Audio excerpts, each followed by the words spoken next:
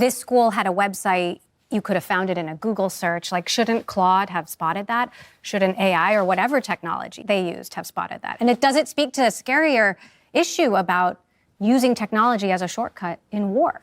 Look, what I'm going to say is, I don't know. This relies on, maybe classified knowledge that I don't have. But, the principle that we have established, and I think the principle that was obeyed here, is a human makes the final decision.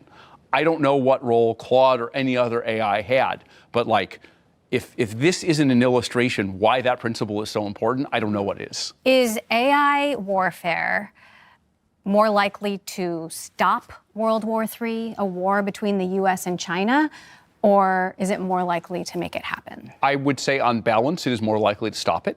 But if we have no limits on how it's used, then I think, it could be more likely to cause it. You've seen Dr. Strangelove, right? The premise of it was you have a doomsday device that automatically fires nuclear weapons when it thinks nuclear weapons are being fired at it. What could go wrong, right? Again, I get to this lethal, fully autonomous weapons thing. I think the way conflicts happen is that, the two sides jump at each other. They misunderstand each other.